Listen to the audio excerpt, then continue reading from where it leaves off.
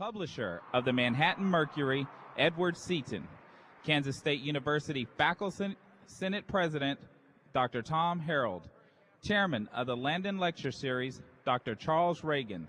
Senator Sam Brownback, and Governor Kathleen Sebelius.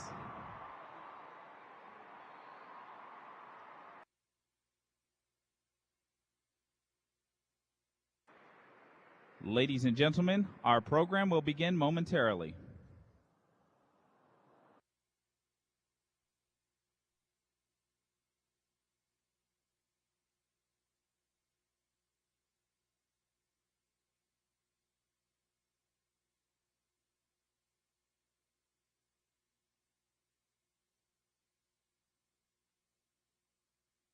Ladies and gentlemen, please welcome Kansas State University President John Weefald and Senator Pat Roberts.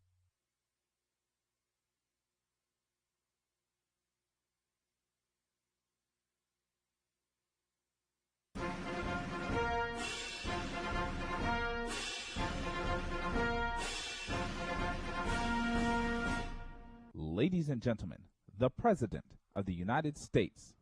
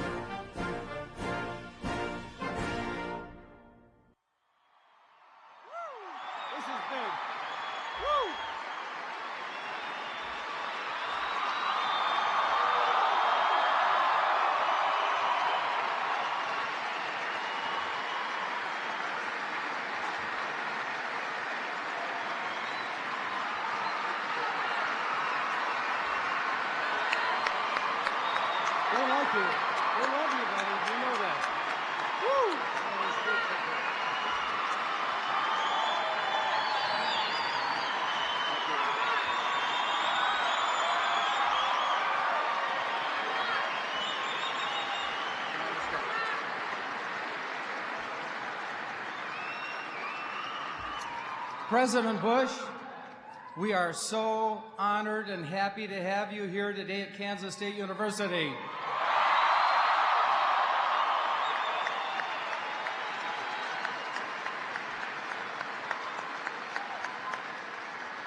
My name is John Weefald. I'm president of K-State, and the first order of business is to give him our football jersey.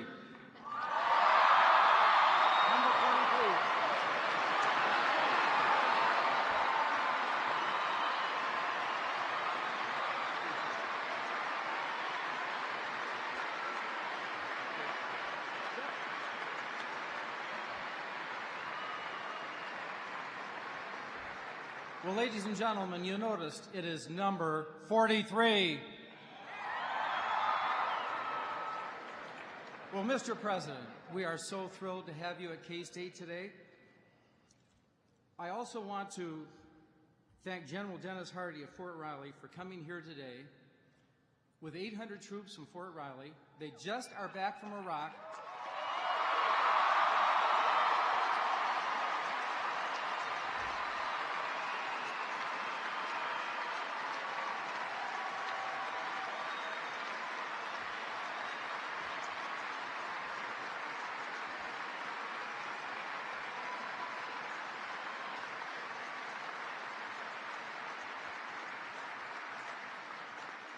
Ladies and gentlemen, there are three words that define these troops from Iraq. It's called duty, honor, and country.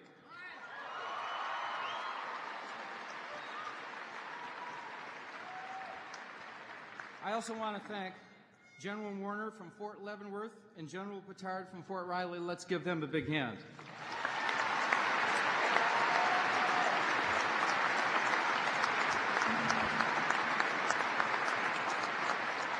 And Mr. President, I want to welcome a good friend of yours. He's a K-State alum, no other than the former chairman of the Joint Chiefs of Staff, General Richard Myers.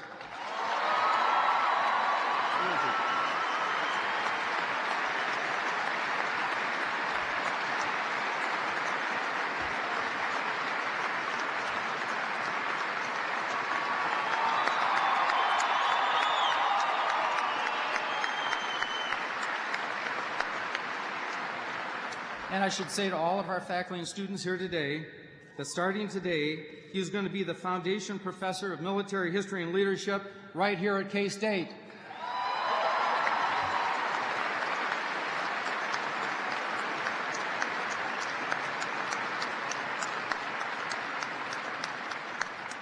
Well, now it's my honor to introduce a dear friend and a first-rate U.S. Senator, Senator Pat Roberts. He is a K-Stater.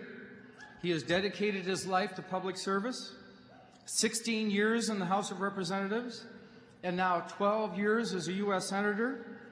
Pat Roberts is the chair of the U.S. Senate Intelligence Committee. Pat, thank you for all you do for Kansas State, and thank you for inviting President George Bush to our Landon Lecture Series.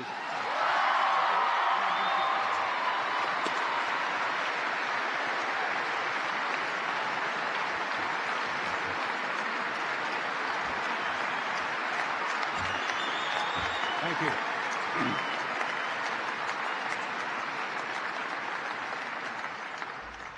Mr. President, this is going to be just like another Pep Bowl rally at the bowl game next season when we go to a bowl. So.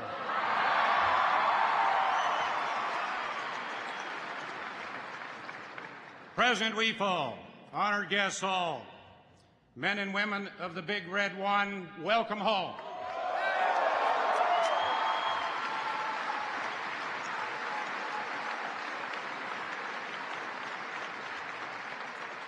If you'll pardon an old Marine, hooah! Mr. President, welcome to Kansas State University. You honor us by giving this Lander Lecture Series. Upon learning of the attack on Pearl Harbor, Sir Winston Churchill said the following: "Silly people, that was the description many gave in discounting the force of the United States.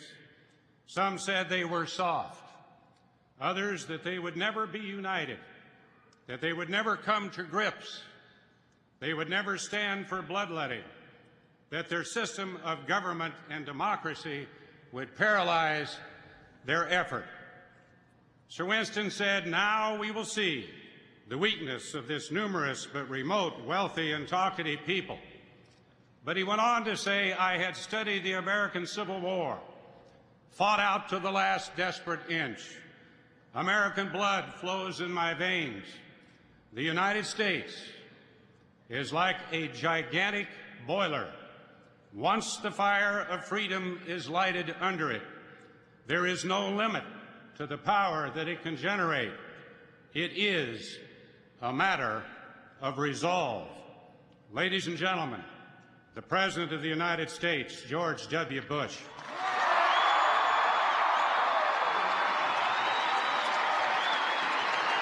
Thank you all.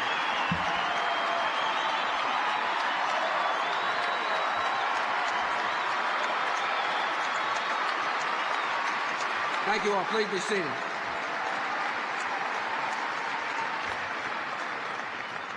Thanks for the warm welcome. Thanks for inviting me here to give the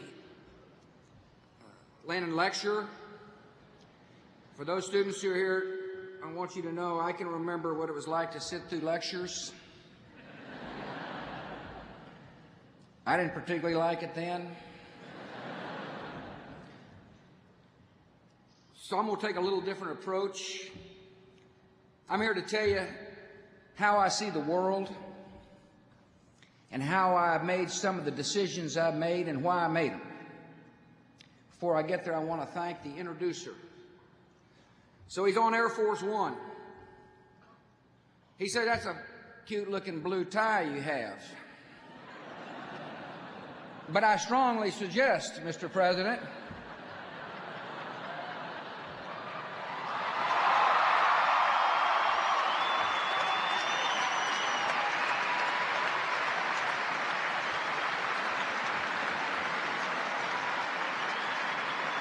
I said, "I don't know, Senator, if I can take it. I'm worried about all those lobby laws." Or the lack of them. He said, "Fine, I'll just loan it to you." I said, "Well, now that you're helping me dress, you got any hints on how I ought to do my hair?"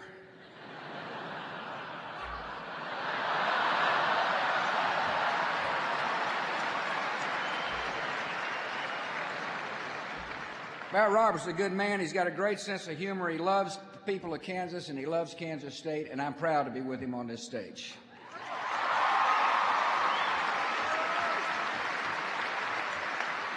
And I'm proud to be here as well with the other United States Senator, Senator Sam Brownback.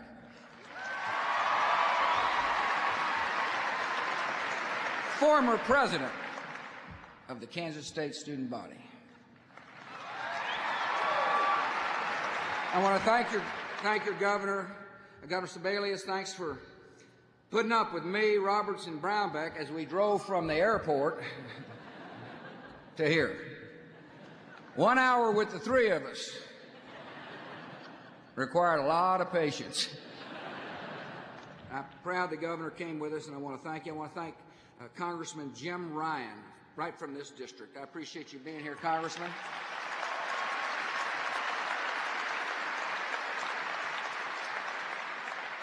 I'm not interested in jogging with you. I also thank Congressman Dennis Moore and Congressman Jerry Moran, both fine members of the United States Congress from the state of Kansas. Thank you all for coming.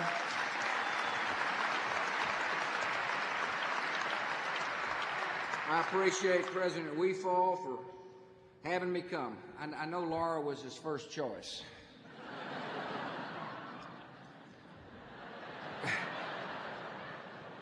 That's why he's the head of such a fine institution. He's got good judgment. By the way, she sends her best. I married really well.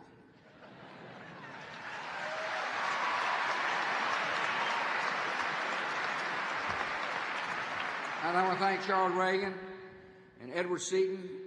Charles is the chairman of the Landon Lecture Series, and Edward is the head of the patrons. He said to me, I sure appreciate you believing in free speech.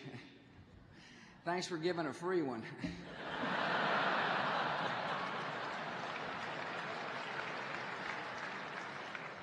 I want to thank Tom Harold as the Faculty Senate President. I want to thank all the faculty members who are here. Thanks for teaching. It's such a noble profession, and I appreciate you lending your expertise to help youngsters learn what is possible and how to think and how to be creative. And I want to thank the President of the student body, Michael Burns, for being here as well.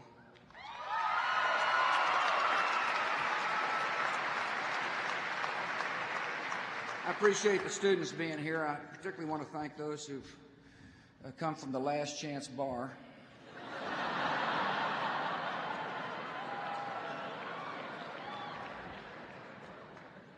It's better than watching daytime TV, I guess. But I appreciate your interest in your country. I'm looking forward to sharing some thoughts with you, and then I'll answer some questions. Before I get there, I do want to pay tribute to our wonderful men and women in uniform. Thank you for serving our country.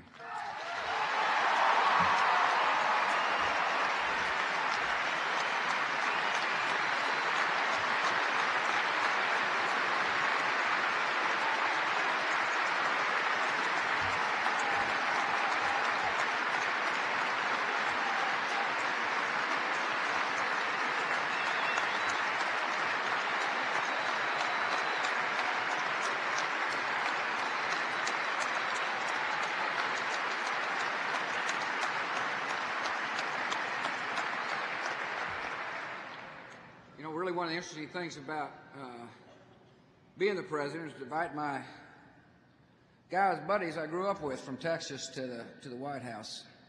It's really neat to see how they react to the majesty of the White House and the Oval Office and the South Lawns and just the beauty of Washington. And most of them, after they get over the initial shock of seeing the White House, or then come through the shock of wondering how in the heck I got there.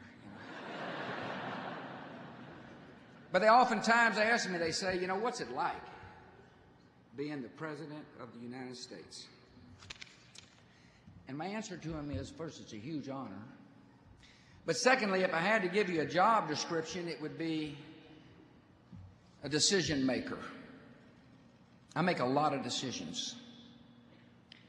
I make some that you see that obviously affect people's lives, not only here but around the world. I make a lot of small ones you never see but have got consequence. decision maker is the job description. First of all, when you make decisions, you got to stand on principle. If you're going to make decisions, you got to know what you believe. I guess the best way to summarize me is I came from Texas, and I'm going back to Texas with the exact same values I had when I arrived in Washington, D.C.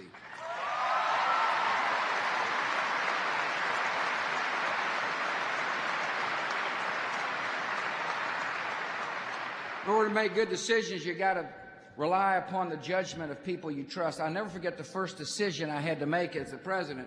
I wasn't even sworn in yet, and the fella called me on the phone. He said, "What color rug do you want to have in the Oval Office?" I said, "God, you got to be kidding me, man." He said, "No, what color rug would you like to have in the Oval Office?" I said, "I don't know." He said, "Well, it turns out that you just got to know presidents design their rugs." And I said, "Well, I'll be honest with you, I don't know much about designing rugs," so I delegated. That's one of the things you do with decision making. I said, "Laura, how about helping design the rugs?" Part of being a decision maker, though, is you've got to think strategically. And so I said to her, she said, "Well, what color do you want?" I said, "Make it say this: optimistic person comes here to work every single day." You can't lead the nation. You can't make good decisions unless you're optimistic about the future. So for the students here, as you take over organizations or head out of college and become involved in your life, you got to be optimistic about if you're going to lead somebody. Imagine somebody say, "Follow me, the world is going to be worse." It's not a very good organizing principle about which to lead people. I'm optimistic about our future, and the reason I am is because I believe so strongly in what America stands for: liberty and freedom and human rights and the human dignity of every single person.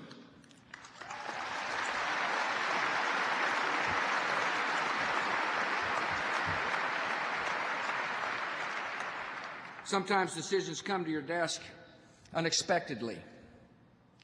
Part of the job of a president is to be able to plan for the worst and hope for the best. And if the worst comes, be able to react to it. On September the 11th, the worst came. We got attacked. We didn't ask for the attack, but it came. I resolved on that day to do everything I can to protect the American people. You know, a lot of us grew up thinking that oceans would protect us, that if there was a threat overseas, it really didn't concern us because we were safe. That's what history had basically told us. Yes, there was an attack on Pearl Harbor, obviously, but it was kind of a hit and run, and then we pursued the enemy. But a lot of folks, at least my age, when I was going to college, I never dreamt that the United States of America could be attacked. And in that we got attacked, I vowed then, like I'm vowing to you today, that I understand my most important priority. My most important job is to protect the security of the American people. I knew right after September the 11th, though, that the attack would begin to fade in people's memories. I mean, who wants to constantly go through life thinking that you're going to get hit again? Who wants to kind of relive those days in your memory? As a matter of fact, I asked the American people to go on about your life. But given the fact that it's human nature to kind of forget or try to put in the past, put the pain in the past, I want to assure you and our fellow Americans, I'm not going to put it in the past. The threat to the United States is forefront in my mind. I knew that at times people would say, you know, it may be an isolated incident. Let's just don't worry about it. Well, for me, it's not an isolated incident. I understand there's still an enemy which lurks out there. And so part of my decision-making process, part of is, as you see him, I begin to make decisions to protect you, to do my number one priority, rests upon this fact that there is an enemy which is relentless and desirous to bring harm to the American people because of what we believe in. See, we're in an ideological struggle. It's very important for the students here to understand that there is an enemy which has an ideology, and they're driven by an ideology. They make decisions based upon their view of the world, which is the exact opposite of our view of the world. Perhaps the best way to describe their political vision is to remind you what life was like for people living in Afghanistan when the Taliban was running that country with al-Qaeda as the parasite. If you were a young girl in that society, you had no chance to get educated. If you spoke out against the view of these folks, their religious view, you could be taken to the public square and whipped. In other words, there was not freedom. There wasn't freedom to worship the way you wanted, just like we believe here in the United States of America. You can worship, you cannot worship in our country, and you're equally American. You can be a Christian, Jew, or Muslim, and you're equally American. It's the greatness of the United States of America, which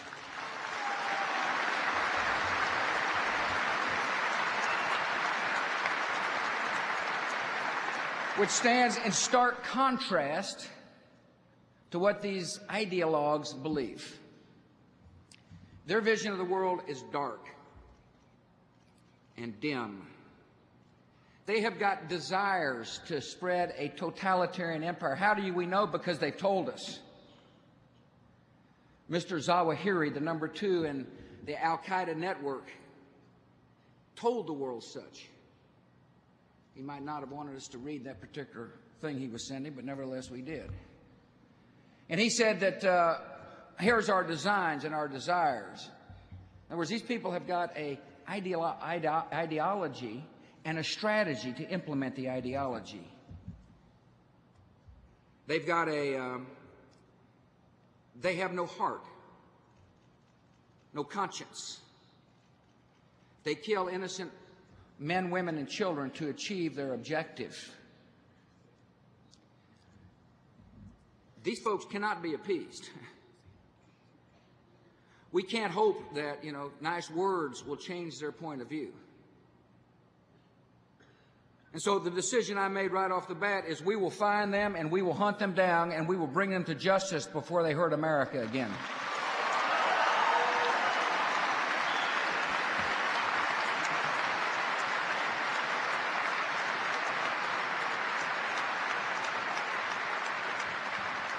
But that requires a different kind of response than the old days of, nation fighting nations. First of all, I want to step back and just tell you, I hope I say this more than once, but committing U.S. troops into harm's way is the last option of the president. It's the hardest decision a president can make. And so when I'm telling you I made the decision, you all have got to understand I did not take that decision lightly. I knew the consequences, but I also believed that the consequences of not acting against this enemy would mean I wasn't doing my job of working with others to protect the United States of America.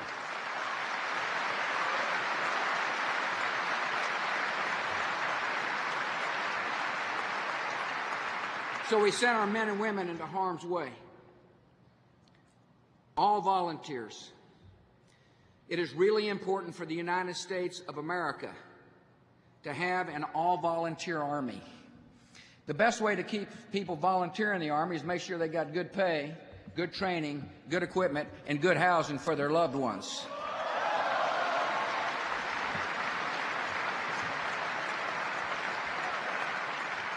But since we're not able to track vast battalions or armadas, we've got to have intelligence, good intelligence, to help us locate the dark corners of the world where these people hide. A lot of the decisions I make and decisions future presidents make will be based upon the capacity of our intelligence services to find the enemy and to understand the intentions of the enemy and to share information with our allies. It's a different kind of struggle and requires the best intelligence possible. That's why we're reevaluating, constantly reevaluating how best to use our intelligence services to be able to protect the American people. We've got to be strong in diplomacy. Secretary Rice, who's a great diplomat, she followed another great diplomat in Colin Powell. They're constantly working to remind people about the stakes, just like part of my job is to educate the American people about the threats we face. At a lecture series such as this, our government must constantly remind our friends and allies the nature of the enemy and the stakes that all free countries face. There's a diplomatic effort that's constantly going on. You can't run your network without money, and so we're working with our friends and allies to seize terrorist assets and choke off their funding sources. In other words, what I'm telling you is we're using all assets at our disposal to protect you in a different kind of war. In order to make the right decision about how to win this war, it's important to understand the nature of the enemy and to take the enemy's words seriously and to understand their lethality and not let the kind of lull in the action lull us to sleep. Secondly, right after they attacked us, I laid out a doctrine, and it said, if you harbor terrorists, you're equally as guilty as the terrorist. The reason I said that is because I understand that a terrorist's network can sometimes burrow in society and can sometimes find safe haven from which to plot and plan. The perfect example of that was Afghanistan. For those of you who didn't pay much attention to the initial stages of this war, it became apparent to the world that Afghanistan became safe haven. You'll hear stories about people that went into Afghanistan to be trained as to how to brutally kill people, trained in different methodologies, trained in how to communicate. So in other words, the enemy was able to kind of burrow in, and they felt safe and confident and secure. And I understood in this different kind of war that we had to make it clear to any country that if they harbored a terrorist, they would be held to account. And when the American president speaks, it's really important for those words to mean something. And so when I said to the Taliban, get rid of al-Qaeda, and they didn't, I made the difficult decision to commit our troops to uphold the doctrine that if you harbor a terrorist, you're equally as guilty as the terrorist. And our kids went in, men and women alike, and liberated a country from the clutches of the barbaric regime, the Taliban. And today in Afghanistan, think about what has happened in a brief period of time. Today in Afghanistan, there is a fledgling democracy. Al-Qaeda no longer has run of the country. The Taliban is routed. There is an elected parliament and a president dedicated to democratic institutions.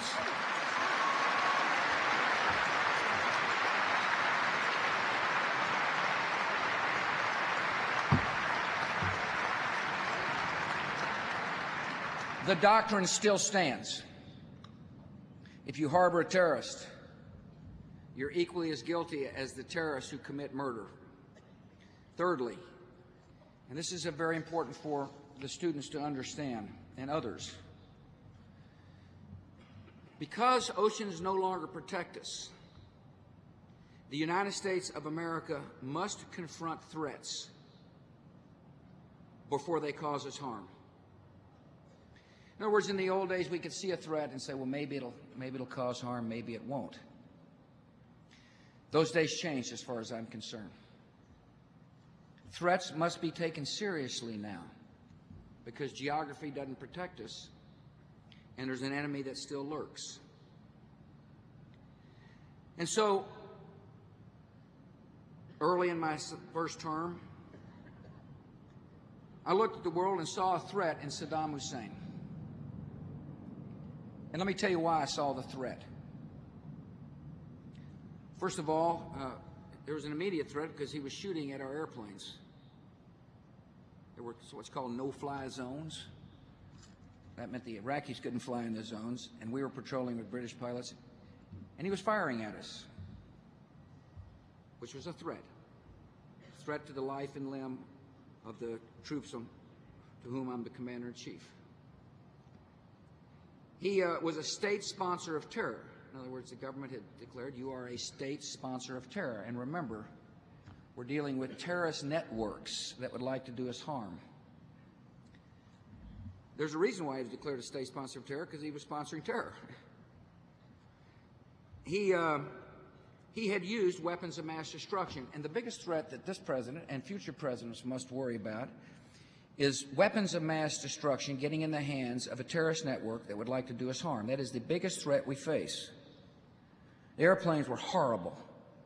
The attacks of aircraft were horrible. The damage done could be multiplied if weapons of mass destruction were in the hands of these people. The world thought Saddam Hussein had weapons of mass destruction. It wasn't just me or my administration. My predecessor thought he had weapons of mass destruction. And there's a logical reason why. The data showed that he would likely have weapons of mass destruction, and he'd used them. I told you the last option for a president is to send troops into combat. And I was hoping that we could solve the issue, the threat to the United States, by diplomatic means. So I went to the United Nations. Secretary Powell carried our message to the United Nations. He said, I actually gave a speech to the United Nations, you might remember. And I said to him, basically, how many resolutions is it going to take before this threat will take us seriously? I mean, we'd passed, 14, 15 different resolutions. That's a lot of resolutions. Pretty soon, if you pass that many resolutions, somebody's going to say, well, they may not mean anything. I want this body to be effective. It's important for the world when it speaks that people listen. And so we passed another resolution that said to Saddam Hussein, and the reason, it unanimously passed, and the reason why is because the world thought he was a danger. It said, disarm, disclose, or face serious consequences. The kind of fellow, when we say something, I mean it, like I told you before. And I meant it. And so Saddam Hussein was given a choice. He chose war. And so we moved. And he is removed from power. And there is absolutely no doubt in my mind America is safer for it and the world is better off without Saddam Hussein.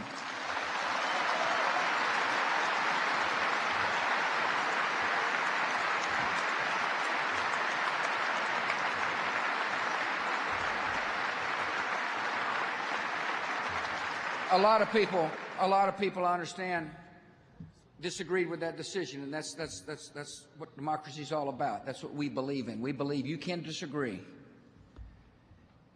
There's a custom in our country for people to express themselves, and it's good. It's what makes us a great country, that people can stand up and tell people what's on their mind, and we're going to keep it that way. It's very important for those who didn't agree with the decision, though, to understand the consequences of success in Iraq. It's really important we succeed for a lot of reasons. And so the definition of success, by the way, is for there to be a country where the terrorists and Saddamists can no longer threaten the democracy, and where Iraqi security forces can provide for the security of their own people, and where Iraq is not a safe haven from which the terrorists, Al-Qaeda and its affiliates, can plot attacks against America. We've got a strategy, and I'm going to keep talking about the strategy. It'll yield to victories. And the strategy is political, security, and economic in nature. And economic, we're going to help them rebuild their country, help secure their oil supply so they'll have cash flow in order to invest in their people. On the political front, you've seen it. You've seen what happened in 1 year's time. It's just amazing, I think. I guess we take it for granted. Some of us do. I don't. The fact that people have gone from living under the clutches of a tyrant who ordered the murder of thousands of his own citizens to a society in which people last year started voting. A lot of throwing of sharp elbows. You didn't see a lot of political elbows being thrown under the tyrant, did you? That's because tyrants don't allow for the political process to evolve. But we're watching the political process evolve, made complicated by the fact that the terrorists still want to cause destruction and death as this government's forming to try to stop it. We've got to step back and ask why. Why would they want to stop democracy? And the answer, because democracy stands the exact opposite of their vision. Liberty is not their credo. And they understand, a defeat to their ideology by the establishment of a free Iraq will be a devastating blow for their vision. And so the Iraqis are showing incredible courage. You know, when somebody says, if you vote, I'm going to get you, sometimes people maybe say, well, maybe I don't want to vote. 11 million or so Iraqis went to the polls in defiance of these killers.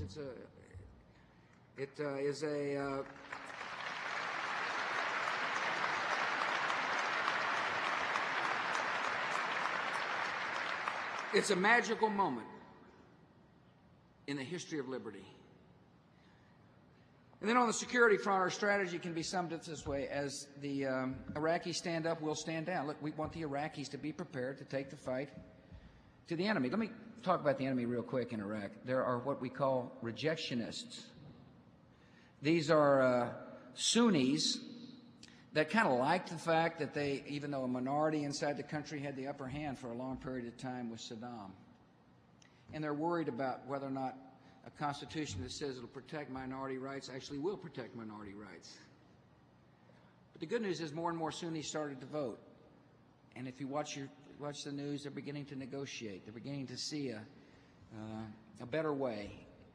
In other words, the political process is beginning to marginalize the remaining elements of those who are trying to stop the progress. One of those elements is Saddamists. These were the thugs that kind of controlled the country.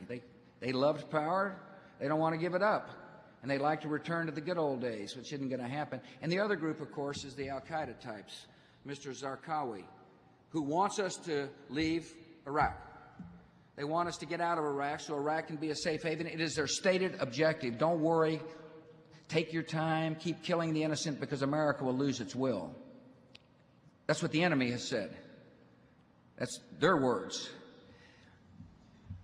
The way to defeat the enemy is for the political process to marginalize the rejectionists and for us to train the Iraqi forces so they can find the few that want to dash the hopes of the many. And that's what we're doing. Our strategy is twofold. We're on the hunt for the terrorists, and we're training Iraqis. And we're making decent progress. There are more and more Iraqi units in the fight. There's more and more country being turned over to the Iraqis. We got a lot of bases around Iraq, and more of those bases are being given to the Iraqi troops. This is the year that we'll not only continue to focus on the troops, we'll continue to train Iraqi police. We've seen some problems about what it means to have lived in a society where people want to seek revenge. In other words, they use their police status as a police person to take it out on others because of past grievances. That's not acceptable to the United States of America, and it's not acceptable to most Iraqis either. And so part of the training for police is not only they're given the capacity to handle the enemy, but to make sure they understand human rights and ethics involved with police work. And so that's what you'll be seeing. You're going to see more Iraqi troops in the fight and more police providing security. And as a result, our commanders on the ground informed me that they thought we could reduce our troop level from the 168,000 that were there, 165 more or less that were there for the elections, below 138,000. Now, I want to emphasize something to you. You heard me say our commanders on the ground said. You see, sometimes in the political process, people, feel beholden to polls and focus groups. You don't have to worry about me. I'm going to be listening to the people who know what they're talking about, and that's the commanders on the ground in Iraq.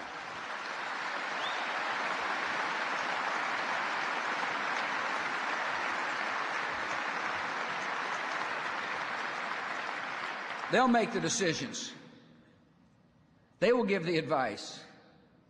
Conditions on the ground will dictate our force levels over the next year. But the strategy is what I said it is.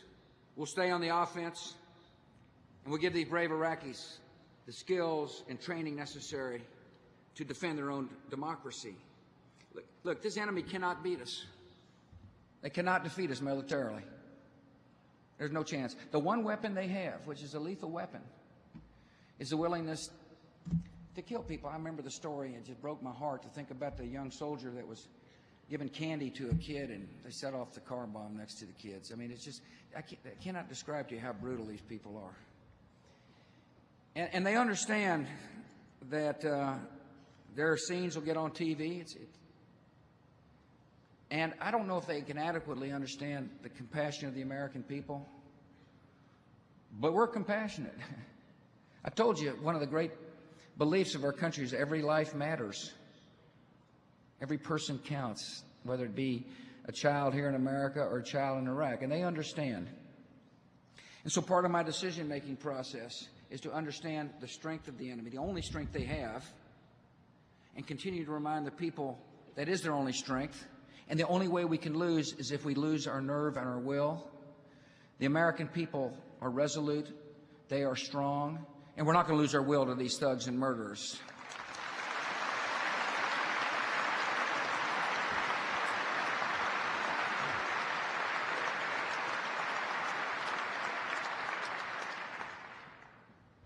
In the long term, in the short term, we'll stay on the offense. In the long term, the way to defeat these people is to spread liberty.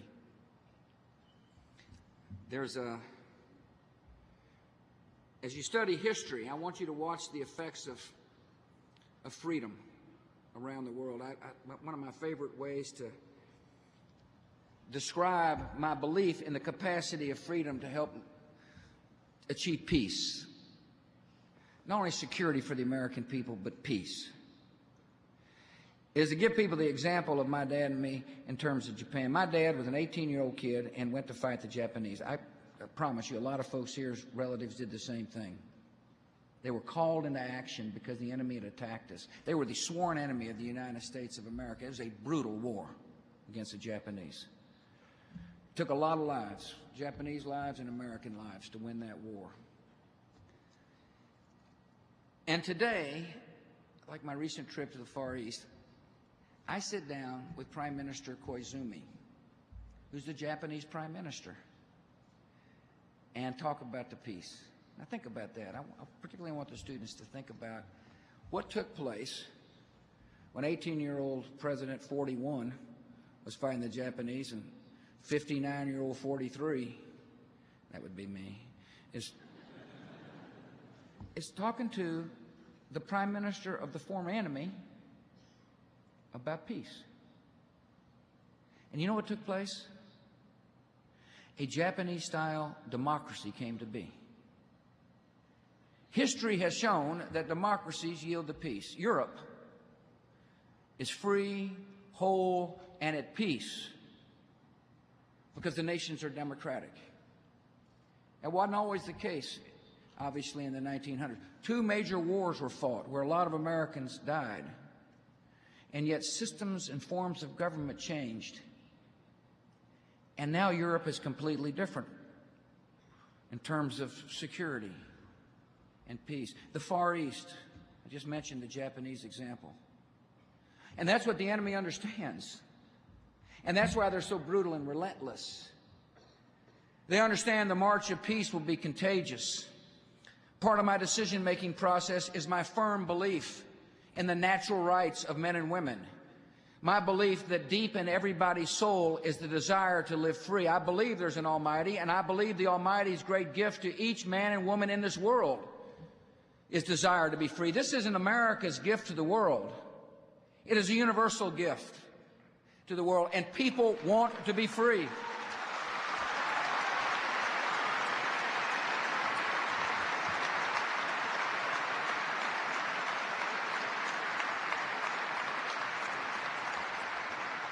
And if you believe that, and if you believe freedom yields to peace, it's important for the United States of America with friends to lead the cause of liberty. I'm not saying to any country you must have a democracy that looks like America. I am saying free your people. Understand that liberty is universal and help lay that foundation of peace for generations to come. Someday an American president will be sitting down with elected leaders from a country like Iraq, talking about how to keep the peace. This generation is rising to the challenge. We're looking at history. We understand our values, and we're laying that foundation of peace for generations to come.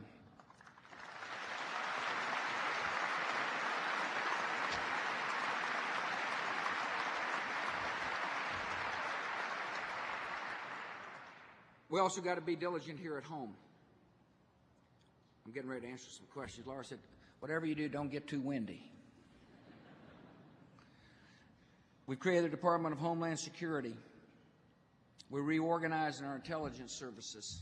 I want you to know that every morning I meet with the Director of National Intelligence or his deputy, sometimes with the head of the CIA, and always with a briefer, CIA briefer that comes and gives me the latest intelligence and the analysis of intelligence. That's every morning in the White House, except for Sunday.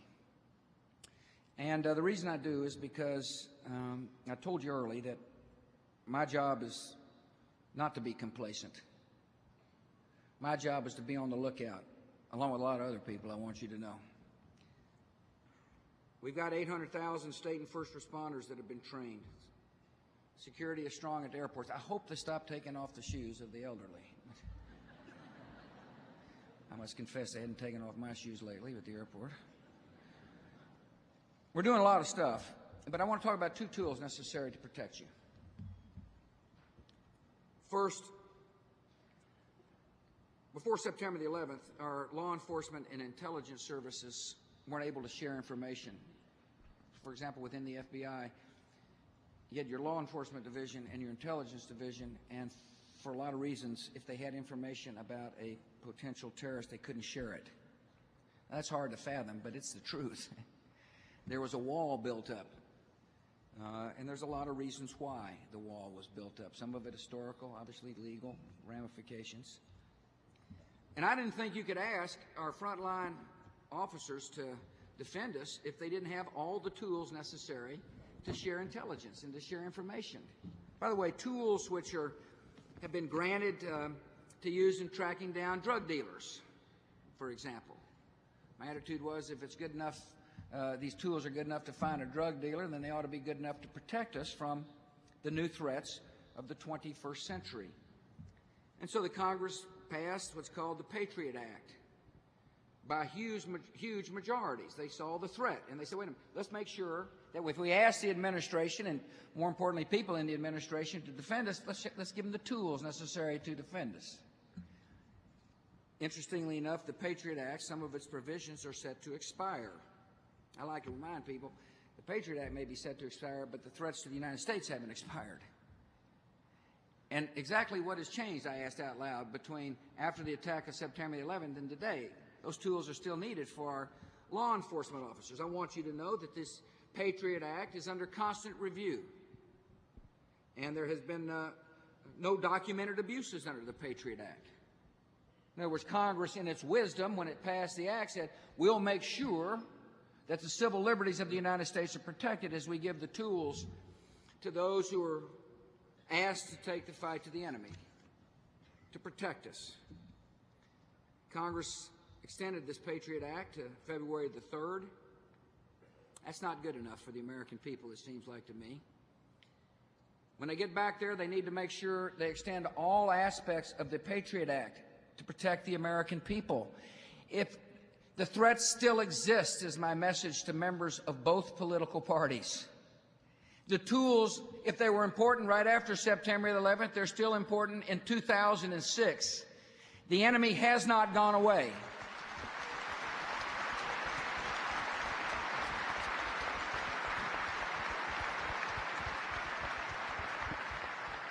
Let me talk about one other program, and then I promise to answer questions. Something that you've been reading about in the news lately. It's what I would call a terrorist surveillance program.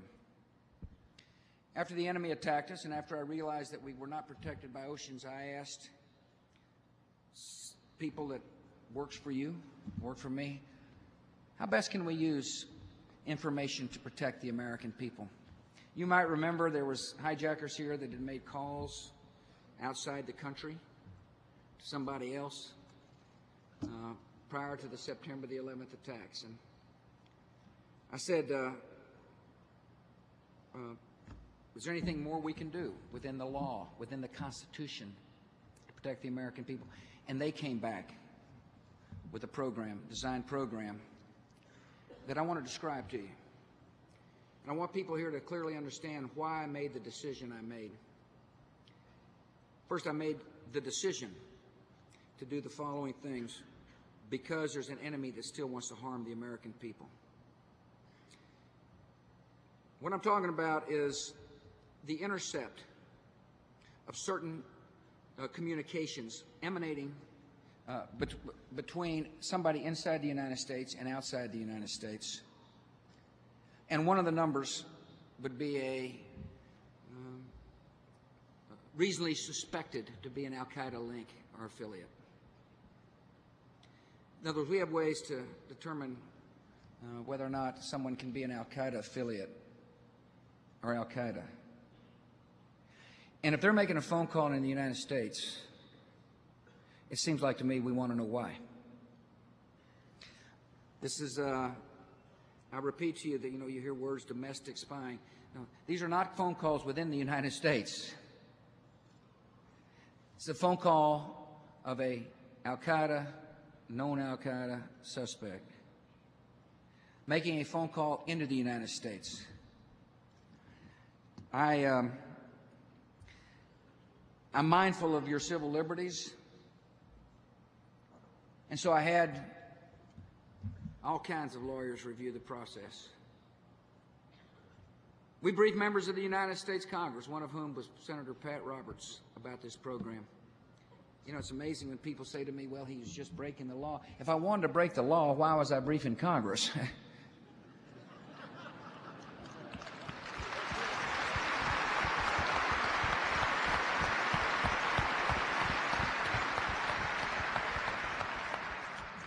Federal courts have consistently ruled that a president has authority under the Constitution to conduct foreign intelligence surveillance against their enemies.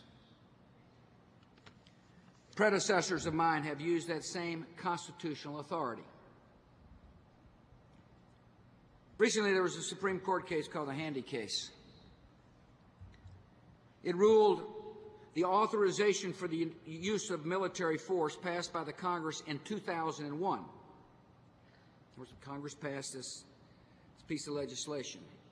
And the Supreme Court ruled, it gave the President additional authority to use what it called the fundamental incidents of waging war against al-Qaeda. I'm not a lawyer, but I can tell you what it means.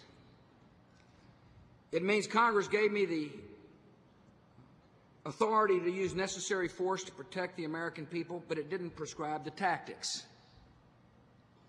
So, Mr. President, you've got the power to protect us, but we're not going to tell you how.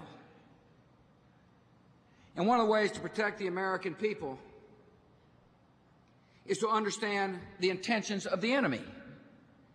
I told you it's a different kind of war with a different kind of enemy. If they're making phone calls into the United States, we need to know why to protect you.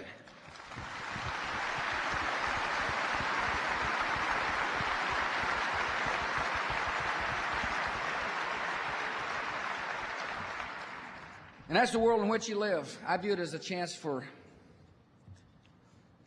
an historic opportunity to make this place better for your children and your grandchildren, this place being the world.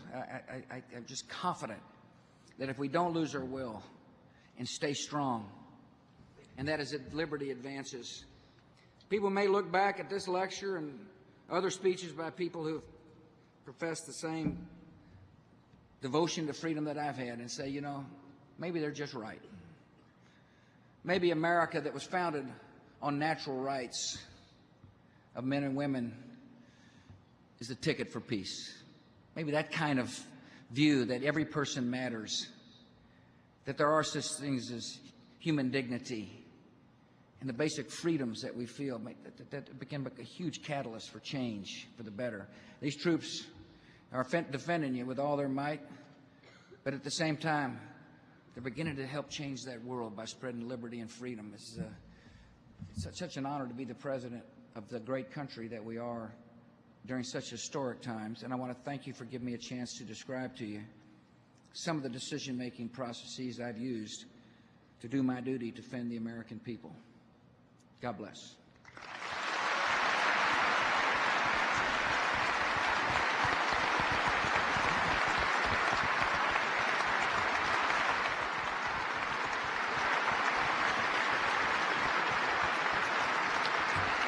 Be glad to answer some questions if you got some. Thank you. I think there's some people with microphones and all that that are going to be out there. If anybody has any questions, any boys from the Last Chance Bar got any questions? You've done good, Mr. President.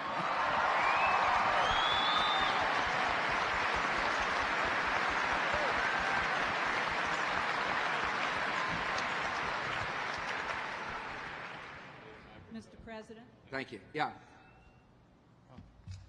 Mr. President, yes, ma'am. I'm Jan Lyons, immediate past president of the National Cattlemen's Beef Association, and we salute what you have done, your aggressive stance on terrorism.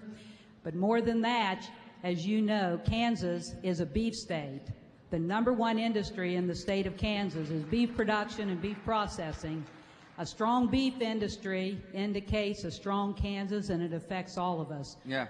We sincerely appreciate your efforts in regaining our markets with Japan, your aggressive stance on trade. We support that tremendously. I wondered if you would just comment Yeah, well, thanks. on what's happened recently. Thank you for your leadership.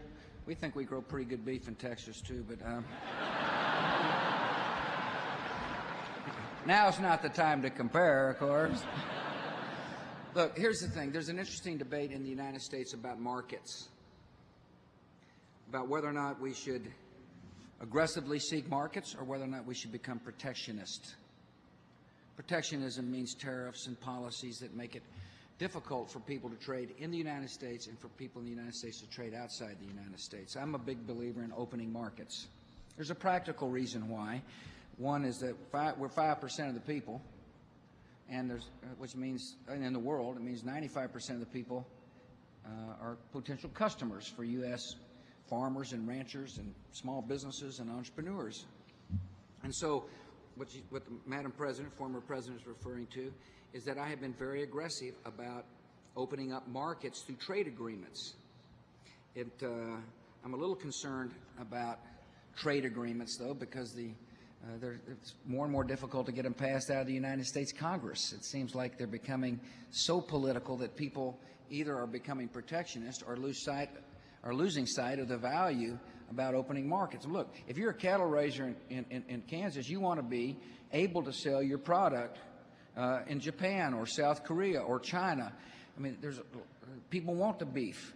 And the problem we've recently had, as Jim mentioned, reflects what is necessary to make sure that trade works, and that is if there are a problem, like in this case some beef coming out of Brooklyn, I think it was, and if the Japanese balk at opening their markets, we have got to be aggressive about explaining to people why our beef is safe. And so part of making sure that the ranchers in this case see the benefits of open markets is when a market gets open to work hard to make sure that market stays open if there happens to be a problem or short-term problem. Secondly, is to make sure that we're treated fairly. And that part of when you see me arguing for trade agreements, a lot of times it means that a country is getting a better deal from us than we're from them. And all I'm saying is, look, just treat us the way we treat you. If we open up our markets for your product, you open your markets for our products. And so my belief, and I believe, this is going to sound, let me just say to people that as you study the economics of how to make sure this economy continues to grow, one way to do it is to make sure their markets are available, that there be a level playing field. I believe we can compete with anybody, anytime, anywhere, so long as it's fair. So, obviously one area where we're trying to keep those markets open is when it comes to beef.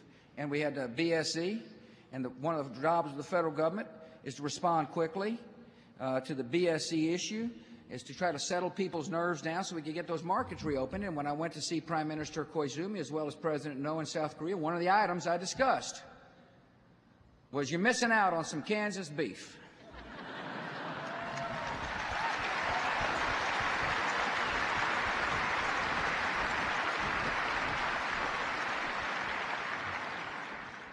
Thank you, Mr. President.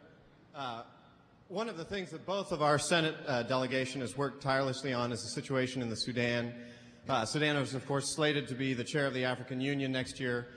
which is they have tried, much like the United Nations, to do something. Does the United States have a larger role to play in the Sudan and the entire sub-Saharan African region? Yes, great question. We have played an active. First of all, I do want to thank both senators.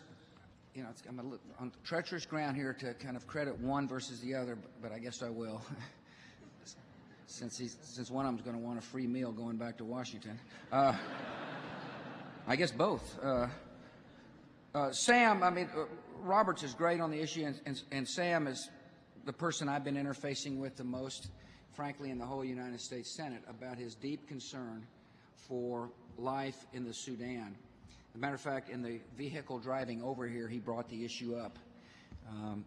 We have got an important role to play and have played it. I don't know if you remember the Danforth Commission, where Jack Danforth, the former senator from Missouri, was my envoy to the Sudan to help resolve the North-South conflict. And there was a peace agreement in place. And the peace agreement was set back, unfortunately, because, well, it's still intact, don't get me wrong, but it was the implementation was delayed somewhat because of John Garang's untimely death. He was the leader of the South of Sudan. So the important thing there is that we showed through diplomacy that it's possible to resolve differences and to begin to reduce the apparent issue of slavery. As you now know, the issue in Sudan is, and by the way, one of the great strengths of this country is their faith-based programs that rose up in indignation about the slavery that was taking place in the Sudan. Much of the first wave of help that went into the Sudan, some of it was government, most of it was the response of the private sector, particularly the religious communities. The issue now is Darfur, and when Colin was still the Secretary of State, he declared the policy of the U.S. and our deep concern that we are headed toward genocide. I think we're the only nation that has uttered those words thus far in the Darfur. The strategy, and it's a very complex situation, it would take yet another lecture to give you all the kind of ins and outs, but suffice it to say that we're deeply concerned about poor folks who've been run out of their villages into refugee camps, who are still being threatened by a Janjaweed militia and some rebellious groups that are trying to extract political gain through marauding and death and rape and destruction. We've empowered the AU, and this is what your question really kind of, part of your question leads to provide forces on the ground to provide stability. And what he's referring to is that the Sudanese government is going to be the head of the African Union. That's what AU stands for, which would then put them the titular head of the troops on the ground. And obviously that should be a concern to us. It is a concern to us, and it should be a concern to the AU nations. That issue is yet to be resolved as to whether or not Sudan will be the AU. This is an important issue.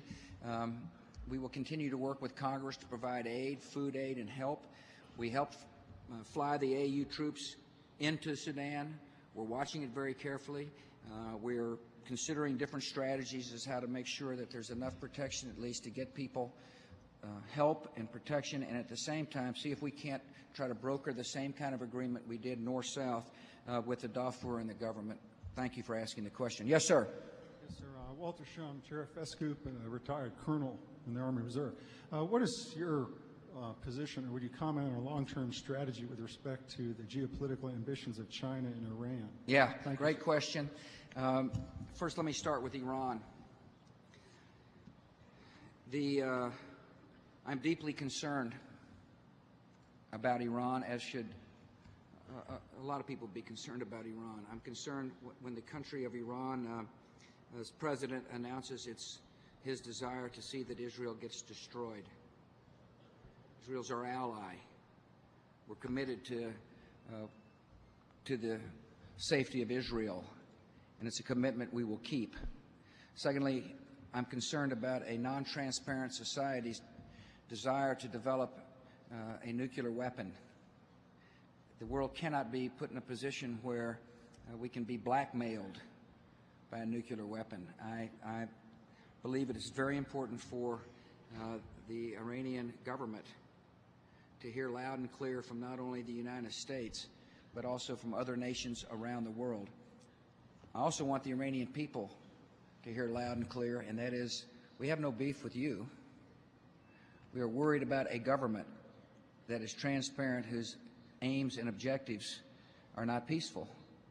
And therefore, we don't think that you should have the capacity to make a nuclear weapon. The diplomatic strategy is being led right now by what's called the EU3, France, Germany, and Great Britain.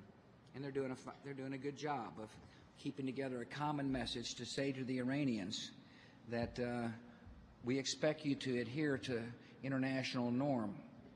The next logical step, if the Iranians continue not to adhere to international norm or the demands of the free world, is to go to the United Nations Security Council. At the same time, the development of Iraqi democracy is an important message to people inside of Iran.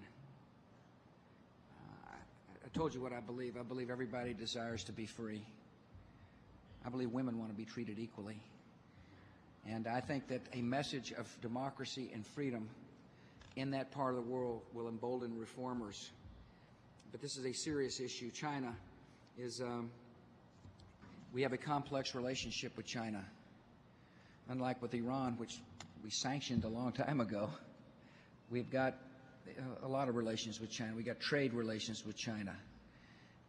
We have got diplomatic relations with China. I've met with the Chinese leadership quite often, and would tell you my personal relations with Hu Jintao are warm enough to be able to sit with him in private and talk about things that matter to me. And one thing that matters to me is the freedom of the Chinese people. I think any time in the diplomatic arena, you want the president to be in a position where he can have a relationship where you can speak with candor and your words can be heard, as opposed to a relationship that gets so tense and so off-putting because of at least distrust. Nobody likes to be lectured, in the public arena. Let me put it to you that way. I don't like it, and I'm sure other leaders don't like it. And so I work hard to make sure that my personal diplomacy is such that I'm able to make certain points with the Chinese. One such point is that, treat us the way we treat you. You've got a trade imbalance with the United States, and if we don't get it under control, there could be a backlash here, and therefore we expect you to treat our products the same way we treat you. And by the way, if you happen to choose to dump product, like in textiles, we'll hold you to account under our law. I talk about their currency with the Chinese. You've got to let your currency float. The currency ought to be priced through market, not by, government edict, which is they're beginning to move a little bit on the currency if you're paying attention to the issue. Now, I went to church in China, and I was a little nervous at first, frankly, about the a licensed church. I wasn't sure whether or not I was going to go to a church or not a church. And Laura and I went with a guy named Louis Palau, and I was impressed by the spirit I felt in the church. And after it was over, I told Hu Jintao, I said, I'm a religious person, and the more free religion is in your country, the better off your society will be. And you shouldn't fear the church. You ought to come to the church. You ought to see what I saw, which is, peaceful people honoring something greater than themselves. I would hope that China will continue to move in the direction of human dignity. I've talked to him about, of course, the Dalai Lama. I've talked to him about the Catholic Church's inability to get their bishops in. And what I do is I press the freedom issue. We don't always agree with China, of course. It's a complex relationship, but it's one in which, in my judgment, it's best to be in a position where we can dialogue and discuss things in order to keep relations on keel and keep peace in that part of the world. It's really interesting. Do you realize that it takes China 25 million new jobs a year to stay even. Think about that. I'm out there blowing. We get 4 million in the past, since April of 2003. This guy needs to get 25 million a year. And Sam and I and Pat and the governor were talking about the Chinese demand for energy. One reason they've got such a huge demand for energy is because they got to grow their economy, 25 million people a year, and it's the economy's just beginning to modernize. So they're using a lot of raw materials. I'm kind of wandering here, but which says two things to me, by the way. It's called a filibuster.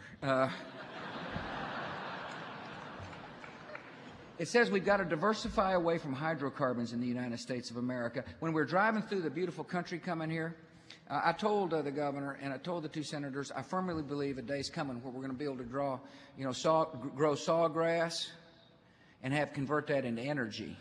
And secondly, we've got to share technology with China so that they become better users of energy and better protectors of the environment. It's a complex relationship that we spend a lot of time thinking about, and I appreciate your question very much. Hu Jintao's coming, I think, here pretty soon to the United States, and as I say, I enjoy my visits, personal visits with him. Yes, ma'am. Okay. This is a question and answer period. Mr. President. I hate to cut you off. You're on a roll, but what's the question? Mr. President, all I could tell you, I have two members of my family. They are in the Iraqi parliament, and both of them are women. My sister-in-law and my aunt, they are in the Iraqi parliament, and I would like you to share this happiness with me and with all the Iraqi people. Thank you, Mr. President. Thank you.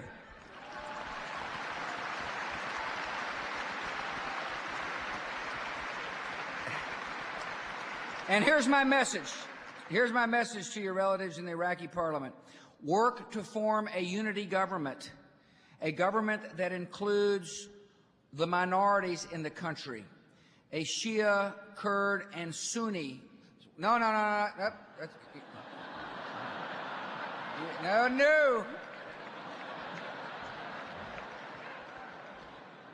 Thank you. No.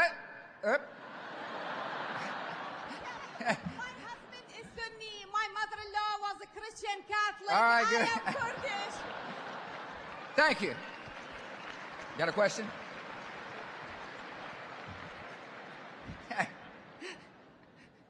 Only in America. Hold on. Y'all get him in a minute. My name's David Poole, and I'm from the United Kingdom. Oh, welcome. Thank you. Although I've been living here for a while now, and you haven't kicked me out, and I thank you very much for that. Right, you're senator. Anyway, go ahead. As British, we're a querulous people, and we know that we're one of your greatest supporters in the world, and Tony Blair, who I have the greatest respect for, is my leader. When you say jump, he says how high. At least that's the perception of many of the British people. And when he agrees and does your bidding, then it weakens him on the home front at home. And many people enjoy this, but some of the more vocal ones will say he's a yes man. Have you discussed that with him, and do you have any ideas? I appreciate that a lot. First, I'm aware that that is a criticism of Tony, and I just strongly disagree with that. Frankly, it's demeaning to his character and his strength of conviction. But I've heard the criticism, and it's just simply not the case. We've like you, I admire him a lot. He's an independent thinker.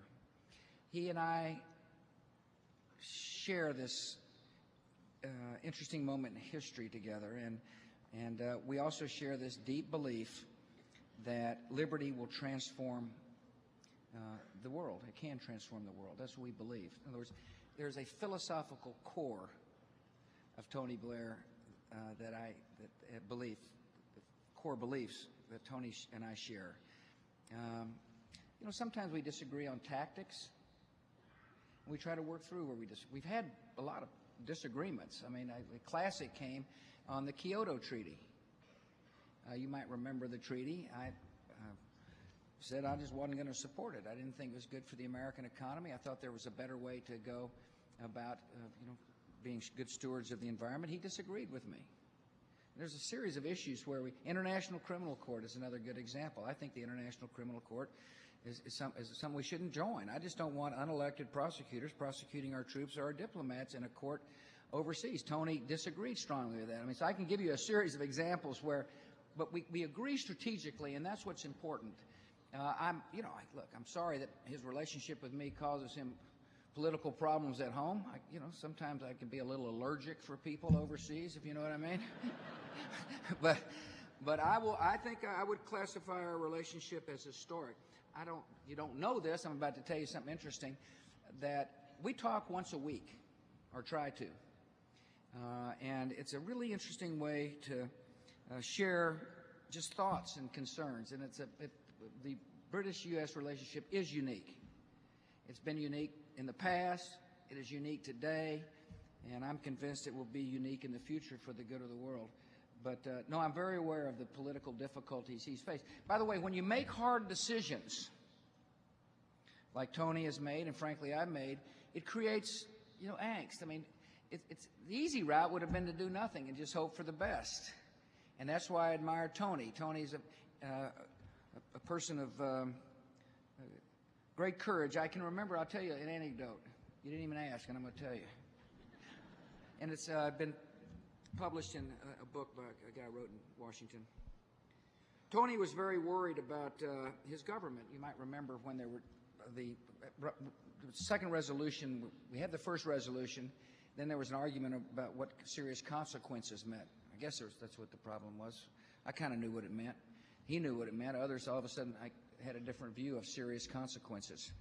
When Saddam chose to not deal squarely with the world and not deal with the inspectors, and he was worried about his government, and so was I. And I told him one time, I said, if you're worried about your government, I said, I don't want your government to fall, and if you're worried about it, just go ahead and pull out of the coalition so you can save your government. And he said to me, he said, I have made my commitment on behalf of the great country of Britain, and I'm not changing my mind.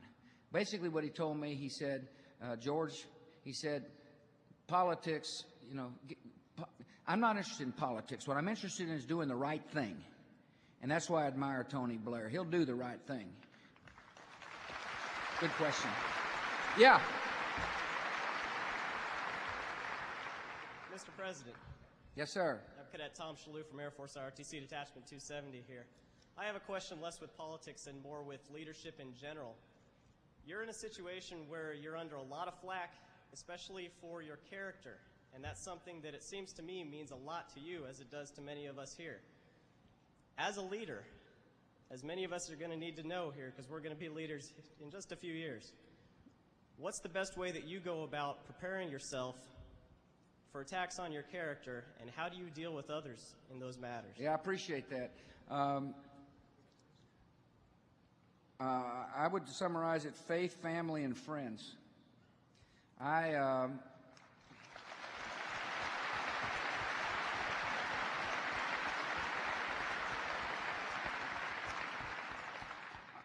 am sustained mightily by the fact that millions of citizens, for whom I'll never get to thank personally, pray for me. That's it's hard for me to describe why I feel that way, why I'm so sustained. I guess it's just called faith. And I'm sustained by my family. And, there's nothing better than going home to somebody who understands and is sympathetic and, is part of we're working together. I mean, Laura's job is just as important as mine in many ways. The girls still love me. I really love them.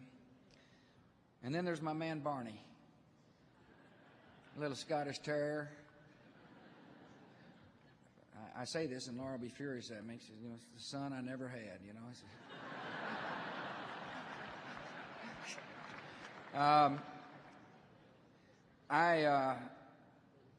I believe in what I'm doing. And I understand politics, and it can get rough. I read a lot of history, by the way.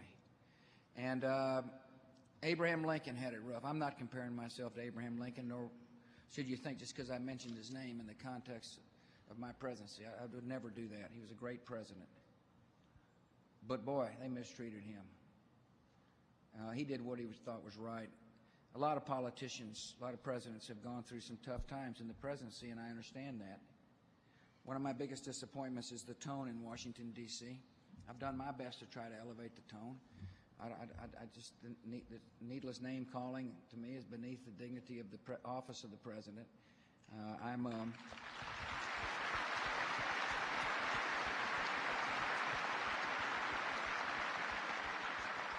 I also make time in my day not only for prayer, but also and my family, but also for exercise.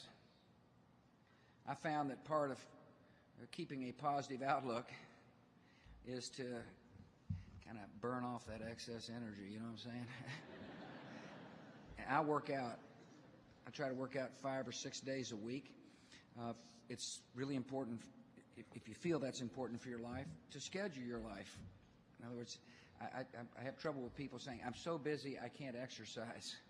I don't think you're too busy for things that are important in your life, and you can figure out ways to make time in your life. And so I've kind of got to, I'm not running too well these days, not running hardly at all. It's kind of like my knees are like tires, and they're bald.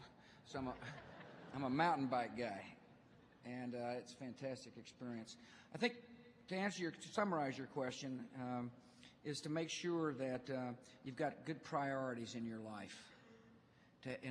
By having good priorities in your life, it helps you keep perspective on your life. And perspective is very important as you assume responsibility. Thanks for the question. Yes, ma'am. Mr. President, I thank you for being here. I served under your father. He was my commander-in-chief during Desert Storm.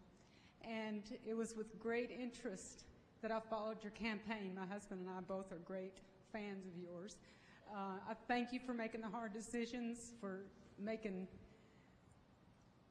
not listening to the critics, and keeping your campaign promises. And I've been following the confirmation hearings with Judge Alito. Yeah. And I certainly hope he's confirmed. Well, I think he'd be a appreciate good man. But I'd like to kind of know how it stands right now. Yeah, what's happening? First of all, I told the people, and thank you for your kind comments, and I told the people when I ran for president I would put people on the bench who would strictly interpret the Constitution. In other words, and not use their positions to write law. We got legislators to write law. That's their job. The judges are to interpret law.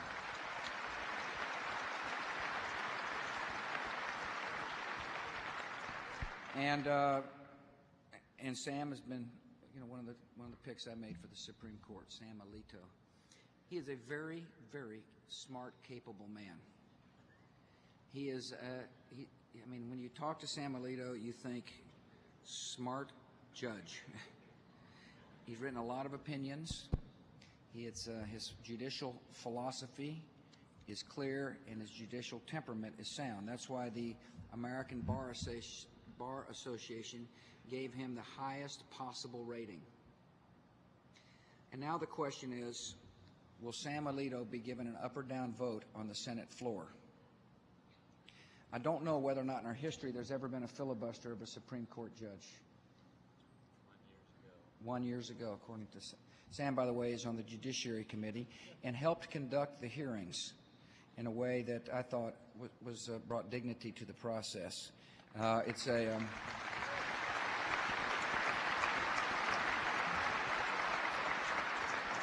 So, to answer your question, I don't know.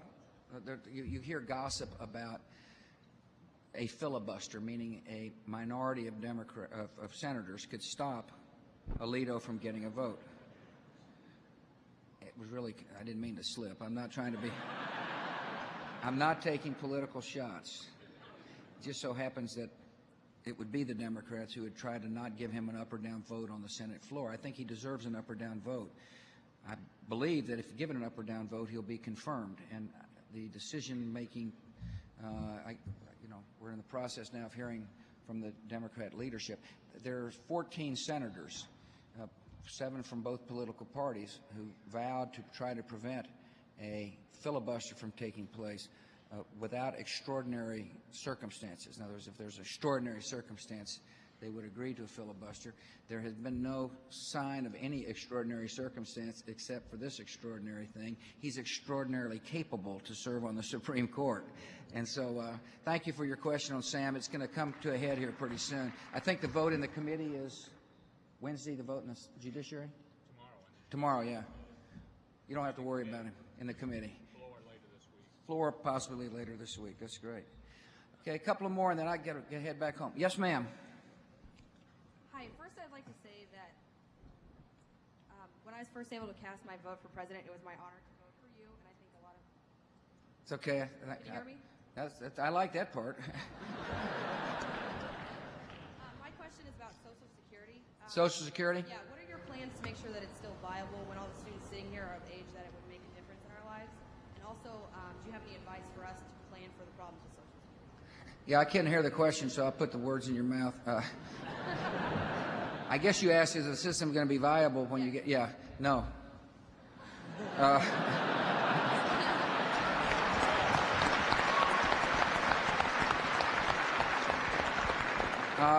If I were you, I'd pay attention to the issue. And the reason why is because there's a lot of us getting ready to retire. There's a baby boomer bulge. Was born in '46. That's the leading edge of what we call the baby boomers, and there's a lot of us getting ready to retire, which means you are going to have to pay for a lot more people in the system. Plus, we've been promised greater benefits than the previous generation. And so the system is going to go broke unless we do something about it.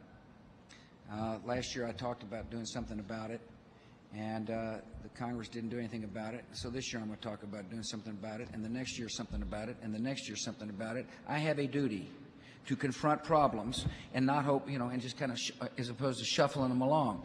And so this is a big issue. Both Medicare and Social Security are big issues. They're big issues for long-term deficits, and they're big issues for the individuals who are going to be having to pay in the system for people like me, and to fix it isn't all that hard.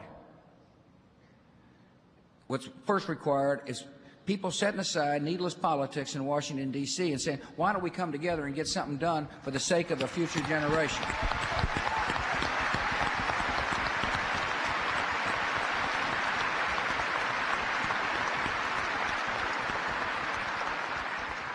And we can make sure that this generation, the up-and-coming generation, see, nothing changes if you're over 55. It's the young people paying into a broke system. By the way, they call it a Social Security trust. There's no trust. Money is paid, and it's spent on other programs, and all that's left in the Social Security is an IOU. And so it seems like to me that it's really important to kind of lay out all the facts on the table for people to determine whether or not there's a problem or not. And once they see a problem, then they ought to be calling on people on the phone, the elected representatives, saying do something about it. And I believe we can fix this problem by slowing down the rate of growth of benefits, not cutting benefits. Benefits will increase. But the promises have been just too great, and we need to be frank about it. We need to be open about it to make sure that we save the Social Security system for a younger generation. I also happen to believe we have a fantastic opportunity to promote ownership in America. I believe younger workers ought to be able to take some of their own money and set it aside in a personal savings account. And the reason I believe that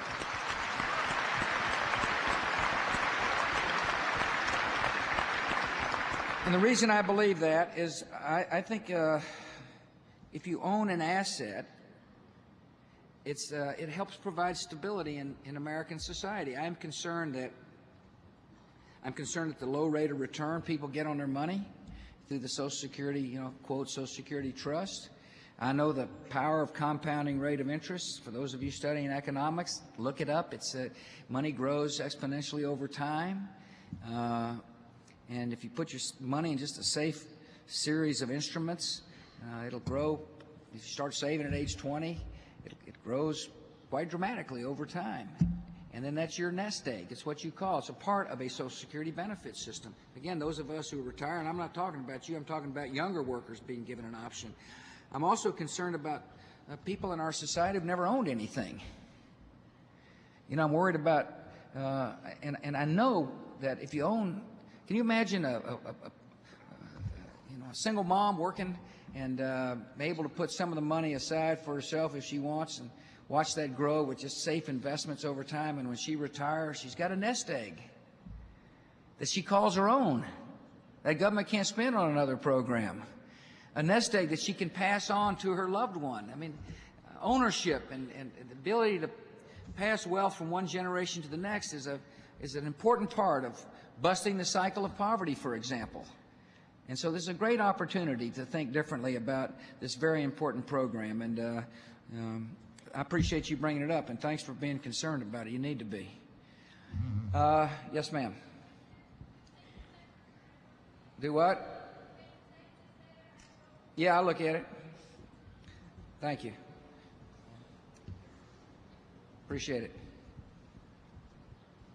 Is your return address on there so I can write you back? No? Okay. Hi. Yep, make sure I get that. Sorry, my name is Tiffany Cooper. I'm a sophomore here at Kansas State. And I was just wanting to get your comments about education. Recently, $12.7 billion was cut from the education, and I was just wanting to know how is that supposed to help our futures? Education budget was cut? Say it again. What was cut? $12.7 billion was cut from education, and I was just wanting to know how is that supposed to help our futures? At the federal level? Yes. I don't think that, we don't think we've actually, for higher education? Student loans? Yes, student loans. Actually, I think what we did was reform the student loan program. We're not cutting money out of it. In other words, people aren't going to be cut off the program. We're just making sure it works better. It's part of the reconciliation package I think she's talking about. Yeah, it's a reform of the program to make sure it functions better. It is, in other words, we're not taking people off student loans. We're saving money in the student loan program because it's inefficient.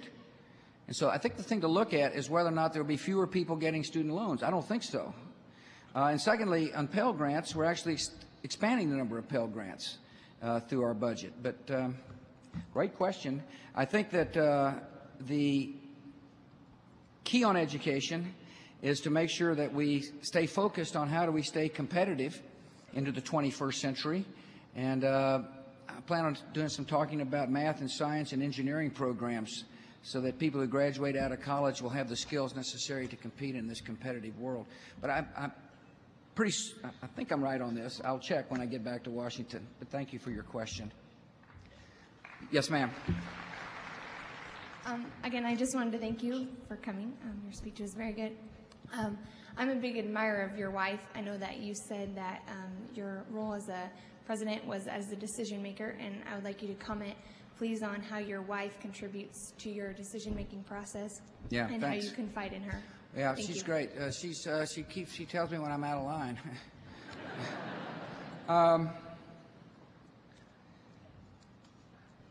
First of all, Laura pays attention to what's going on, and so you know, she offers her advice, and it's sound advice. She's a West Texas woman, born and raised in West Texas. Kind of I would say she brings common sense. Might kind of remind people from here, reminds me of people here from Kansas. Down to earth, no airs, common sense point of view. And so I appreciate very much when she does give me her advice, which, you know, can be too frequent sometimes. Not true, honey. It's like the time she tells a story about the time when I was running for Congress in 1978 in West Texas, and she criticized one of my speeches, and I ran into the garage door. But I guess the best way to describe it is, one, I value her judgment, and I know it comes from her heart, and I appreciate the perspective she brings. Common sense is just a very important part of being a decision maker. There's just something reassuring to me when I get advice from somebody who's got the best interest in mind, got my best interest in mind, and as well as just as kind of down to earth read on the situation. And that's how I view my advice from Laura. Plus, she does. I mean, you know, I said some things, wanted dead or alive, and she said, you might be able to explain that, express yourself a little better than that, George W. And so she said, we got a great relationship. You know, when I married her, she really didn't like politics, and particularly didn't care particularly for politicians either. And here she is, the First Lady of the United States, and she is she's good. Well, I tell you, she's when she speaks, she's very credible because she's a decent, credible person, and I love her a lot. Yeah.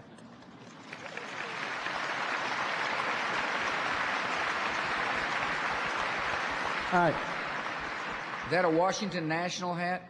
Wisconsin, actually. Okay, yeah. W is for Wisconsin. You're a rancher. A lot of us here in Kansas are ranchers. I was just wanting to get your opinion on Brokeback Mountain, if you'd seen it yet.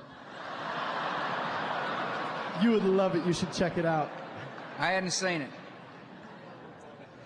I'd be glad to talk about ranching, but I haven't seen the movie. I've heard about it. I hope you go, you know,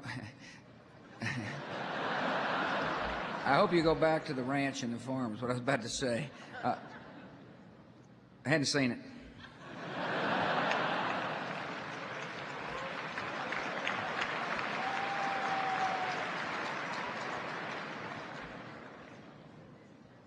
Mr. President, I have a question about the nuclear weapons United States keeping. It's around 3,000 nuclear weapons. So I want to know your opinion when you are going to destroy them. Do what now? When I didn't hear what you said. Going to I can't hear you very well. I'm destroy sorry. them. I'm not trying to avoid the question. I just didn't get it. United States has 3,000 nuclear weapons. 3,000 nuclear weapons? Yes. And I want to know your opinion about these weapons of mass destruction, that when United States is going to destroy these nuclear weapons to prevail the peace in the world. Got it. No, I appreciate it. One of the first things I did as the president was to negotiate a reduction of nuclear, deployable nuclear weapons with Vladimir Putin. Actually, I think we had 6,000 at the time, and we agreed to reduce our deployable nuclear arsenals to between 1,700 and 2,200. And we're in the process of doing that now. And then, of course, that'll mean another president can then evaluate where we are. And so we're in the process of honoring what's called the Moscow Treaty. A couple more, and then I got to hop. Yes, ma'am. Mr. President, bienvenido a Kansas. Soy de Venezuela. I know that relationship between United States and Venezuela is not good. That's not my problem. My problem is, the question I have for you is, what are you doing in the borders? You know, we try to secure the United States for terrorism, and also we're trying to secure the border, but as well, some of us who are Hispanics and professionals sometimes are denied the opportunity to work and advance in the workplace because we are minorities. What are you going to do? I represent the Hispanic liaison in Kansas. What are you going to do to provide us a more secure job in which we serve the country, we serve the university? I can't complain in this university. I've been treated like a royalty here. But when you work outside the university as a Hispanic, you don't look good enough because they think you come from Mexico, I come from Venezuela, which is a different country, but all of us are Hispanics, and all of us embrace ourselves in the Americas, because America is not just North America, the United States. It's Central and South America. We are one continent and embrace each other. So what are you going to do to provide more opportunities for the Hispanics who come to these countries legally, like I did, or who are illegal here. We should help them to get legal here, not provide directly a green card, but help them to become legal step by step, like all of us has done. Thank you. I got the question. Immigration.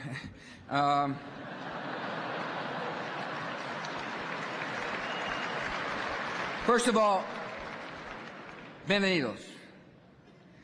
And we have an obligation in this country to enforce our borders.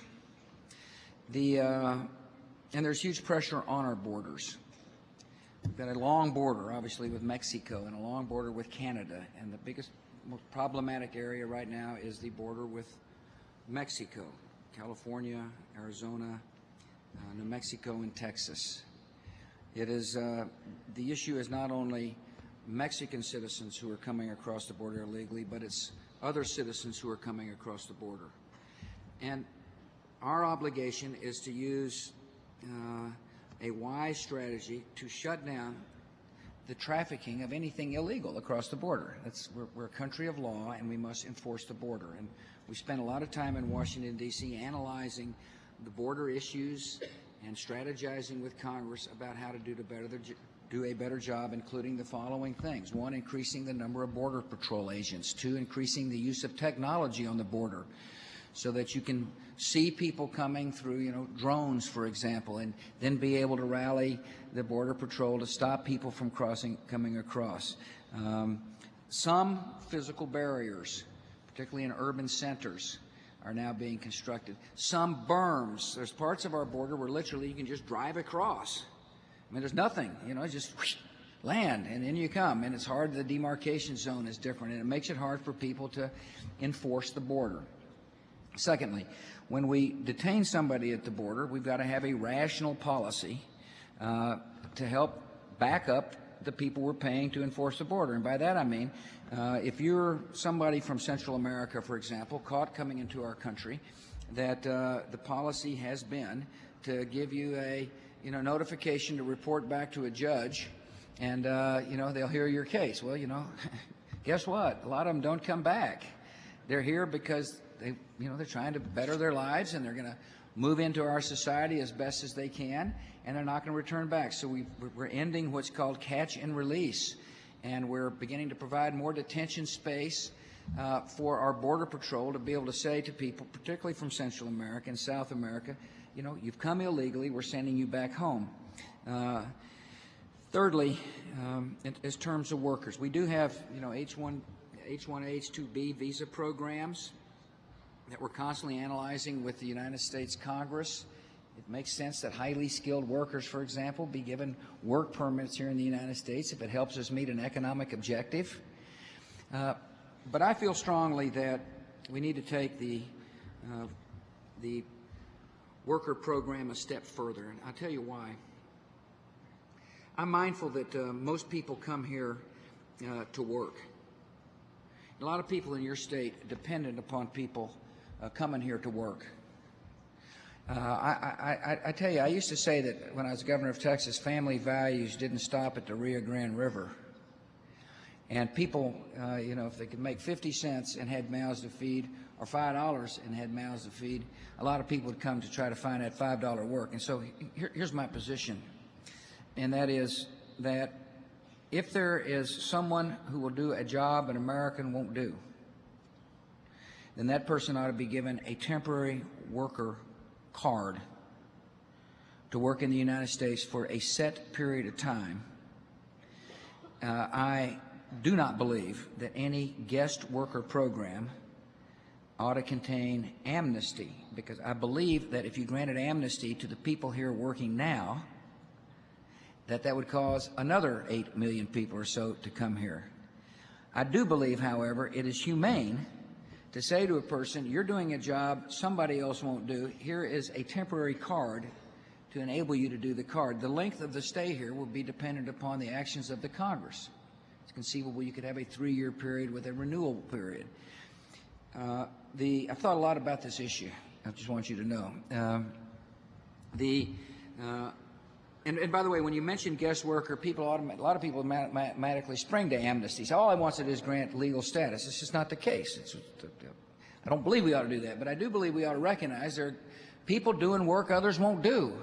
And there's a lot of good employers here in Kansas employing these people, and the employers don't know whether or not somebody's here legally or not. And because what's happened is a whole kind of industry has sprung up around people coming here, and it's inhumane.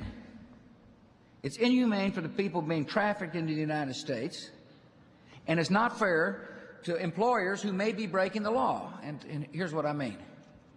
You got people being smuggled into the United States of America by, these criminal networks.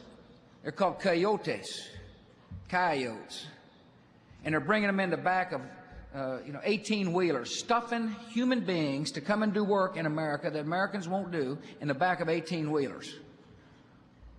You've got a whole forgery industry up and running, and so these guys show up with documents so the employer, says, well, they look legal to me.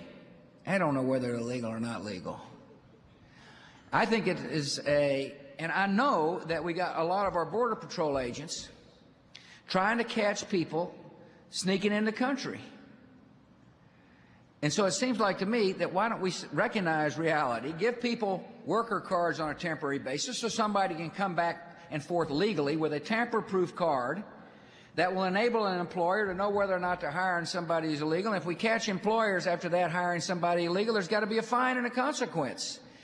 And so a compassionate way to enforce our border is to give people a temporary worker card without granting amnesty. That's a long answer to a very important problem. That is now's the time for the United States to take it on squarely in a humane way that recognizes the situation and deals with it in an upfront way. And I want to thank you for your question. Look, I got a dinner tonight.